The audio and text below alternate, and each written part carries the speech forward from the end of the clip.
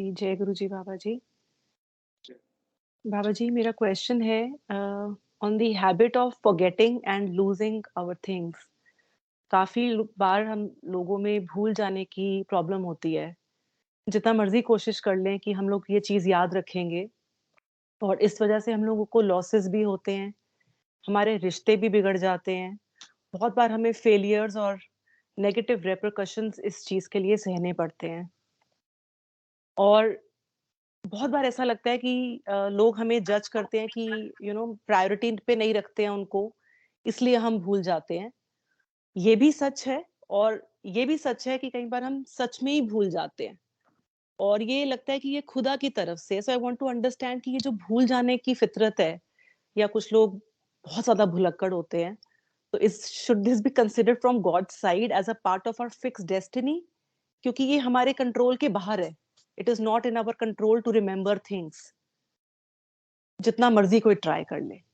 तो इस पे मैं चाहती हूँ आप बताएँ कि इज़ इट फिक्स्ड डेस्टिनी और is it in our hands? ये हमारे ब्रेन की जो एक कैरेक्टरिस्टिक्स है कि हमारा ब्रेन जो है वो चीज़ों को फॉरगेट करता है, भूलता है। ये ईश्वर की तरफ से बाय डिफ़ॉल्ट ब्रेन के अंदर ये चीज़ रखी गई है और ये चीज़ इंसान के लिए एक रूप में ब्लेसिंग्स भी है। ब्लेसिंग्स इस तरह से बन जाती है कि ज़िंदगी के जो ये उतार-चढ़ाव इंसान के जीवन में आते हैं, तो बहुत सारी चीज़ें जो हैं वो इंसान के लिए दुःख का बायस बनती हैं, तकलीफ़ का बायस बनती हैं, कष्ट आते हैं। अगर इंसान में भूलने की कैपेबिलिटी ना रखी जाए, तो इंसान अपने दुःखों को प्रोलॉन्ग कर लेगा और एक लंबे अरसे तक अपने दुःखों के साथ जुड़ा रहेगा।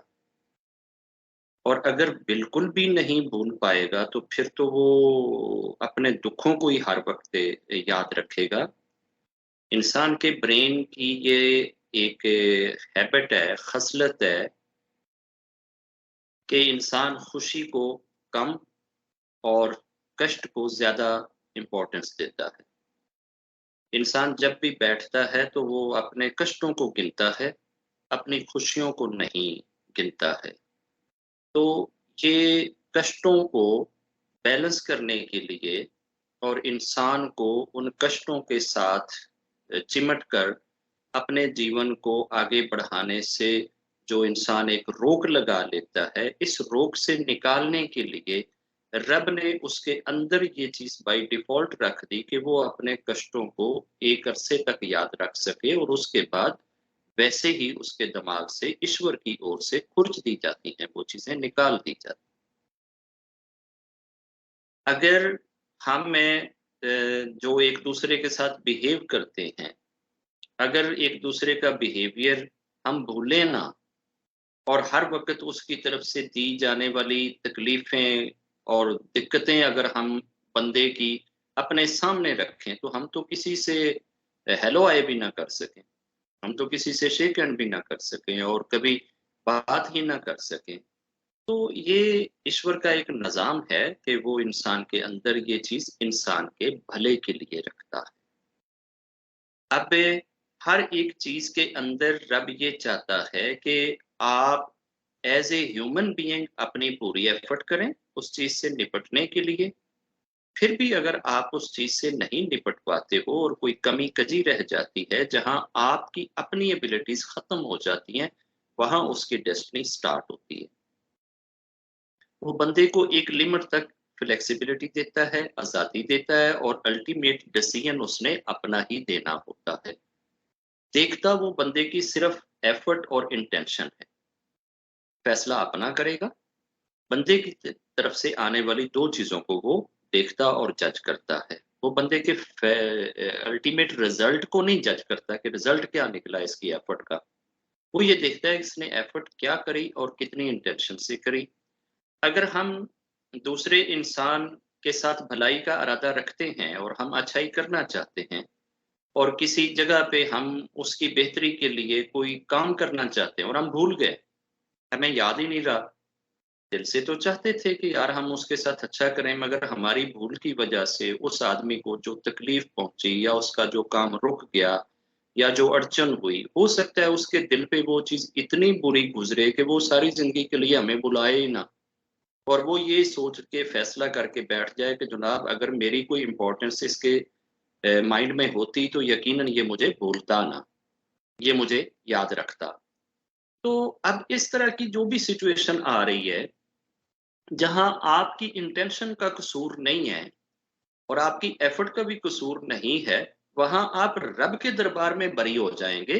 बेशक आप बंदे के दरबार में तो गुनाहगार हैं, तो बंदा आपको गुनाहगार ही समझता है कि जी इसकी वजह से मेरा ये चीज हो गई है, मगर वो उसकी वजह से नहीं हो रहा, वो ईश्वर की ओर से वो चीज हो रही है, क्योंकि उसने तो अपनी एफर्ट और अपनी इंटेंशन उस बंदे की फेवर में लगा दी थी, मगर ईश्वर की प्लानिंग और मैनेजमेंट ने उस बंदे को वो चीज भुलवा दी, और उस का रिजल्ट जो है वो किसी दूसरे की अपनी एक जजमेंट शुरू हो गई कि वो इतनी सी बात पे उस बंदे के बारे में राय क्या बनाता है। हम जब अपने ज़हनों के अंदर ये चीज बिठा लें कि इंसान खुद नहीं सोच सकता, इंसान के दिल में सोच ऊपर से आती है, ईश्वर की तरफ से डलती है, सोच आकाश से आती है और इंसान के हृदय के ऊपर सबसे पहले पड़ती है सोच। जो भी सोच आती है वो दिल पहले सोचता है, दिल उस सोच के सिग्नल्स ब्रेन को ट्रांसफर करता है, फिर ब्रेन उस चीज के ऊपर एक्टिव हो जाता है और ब्रेन के वो वाले हिस्से वर्किंग पोजीशन में चले जाते हैं जिससे हमने कोई डिसीजन लेना होता है। अब रब को बेहतर पता है कि उसने उसके दिल के ऊपर जब ख्याल उतारा, उसके दिल ने क्या चीज जहन में लेनी थी और क्या चीज ब्रेन को पास करनी थी। ख्याल जब भी आएगा वो ट्विस्टेड आता है, वो पॉजिटिव और नेगेटिव इक्वल आता है। अब हृदय जो है इंसान का, डिपेंड ये करता है कि हृदय के अंदर खुदा की मोहब्बत का, भगवान के इश्क का, भगवान के साथ अटैच और कनेक्ट होने का नूर कितना भरा हुआ है। जितना इंसान का हृदय गॉड कनेक्टेड होएगा, ईश्वर से जुड़ा हुआ होएगा, उतना वो आने वाले ख्याल के अंदर से पॉजिटिविटी और नेगेटिविटी को डिफरेंशिएट कर पाएगा। अगर हृदय हमारा बीमार है और उसके अंदर गॉड कनेक्टिविटी का नूर नहीं भरा हुआ है, तो फिर किसी भी ख्याल के अंदर वो डिफरेंशिएशन नहीं कर सकता कि इस ख्याल का पॉजिटिव हिस्सा क्या है और नेगेटिव हिस्सा क्या है। तो वो जो अपना एक्शन करेगा, उस एक्शन के अंदर से पॉजिटिविटी और नेगेटिविटी की जब डिफरेंशिएशन निकल जाएगी तो राइट और रॉन्ग की पहचान निकल जाएगी। इसलिए दिल को जब हम दिन रात अपने रब के प्यार से नहलाते रहेंगे और अपने रब का प्यार अपने दिल के ऊपर बरसाते रहेंगे, तो एक वक्त आएगा कि हमारा दिल उस जगह तक पहुंच जाएगा कि जहां वो ब्रेन को सारे के सारे सिग्नल या जो ख्याल पास करेगा वो ऑटोमेटिकली पॉजिटिव होंगे। और ये जो किसी चीज को किसी बंदे की भलाई के लिए करने का जज्बा जो है, ये रब बंदे के दिल में डालता है। अदरवाइज हमें तो किसी भी एक्शन के रिजल्ट का नहीं पता होता कि वो एक्शन उस बंदे की भलाई के लिए है या बंदे के नुकसान के लिए है। हम अपनी ओर से अगर उसको भलाई समझ के कर रहे हैं तो रब उसका बदला हमें भलाई के तौर पे ही देगा। हम एक बच्चे को जाते हैं अपने स्कूल छोड़ने के लिए, तो रास्ते में निबर का बच्चा हमें मिलता है और बारिश पड़ रही है, कीचड़ है, तो हम तो भलाई करना चाहते हैं कि यार उस बच्चे को भी साथ अटैच कर लो, वो पैदल जा रहा है। आपने उसको गाड़ी में बिठा लिया है और हो सकता है कि वही गाड़ी आगे जाके एक्सीडेंट हो जाए, आपका अपना बच्चा बच जाए, जिसको बिठाया उस बेचारे का बाजू टूट जाए। अब आपकी इस इंटेंशन या एक्शन का जो रिजल्ट आया है वो बच्चे के लिए बुरा आया है, मगर ईश्वर आपके उस जज्बे को देखता है जिस जज्बे के साथ आपने वो चीज करी है। आप रब के यहां मुजरिम नहीं ठहरेंगे, रब आपको उस चीज से आजाद ही करेगा कि आपका दिल एक ह्यूमन बीइंग के साथ भलाई के लिए कल्पा, और आपके दिल ने एक डिसीजन जो लिया है वो उसकी बेटरमेंट के लिए लिया है।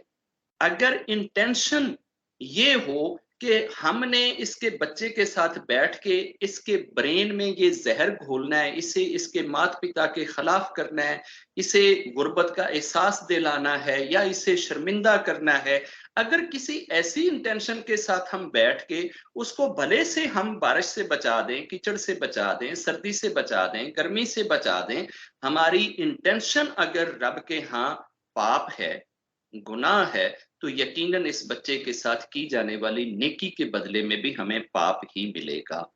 तो रब बंदे की इंटेंशन और बंदे की एफर्ट्स दोनों चीजों को एक साथ देख के फैसला करता है।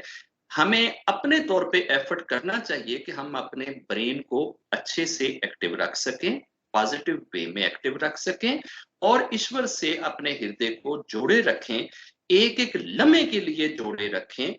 और जब हमारा दिल वाकया ही उसके लिए जुड़ जाएगा, तो फिर हमारे दिल से उठने वाला हर सिग्नल वो रब के लिए होएगा।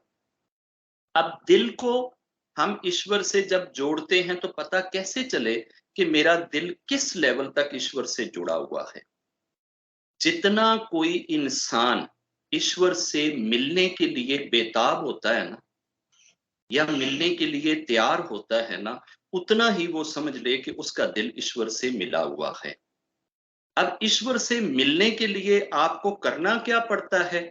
यकीनन ईश्वर से आपकी मुलाकात वाया डेथ होती है, मौत होती है, मरने के बाद होती है, सांस की डोरी टूटने के बाद होती है। तो अगर हमें जो ही रब से मिलने का ख्याल आता है, तो हमें पता है कि रब से तो मुलाकात मरने पे होनी है, और मैंने मरते हुए अपने रब के दर्शन पाने हैं। तो क्या हम मरने के लिए तैयार होते? हमें दुनिया की मोहब्बत ज्यादा तलब कर रही है या रब के पास जाने की मोहब्बत ज्यादा है?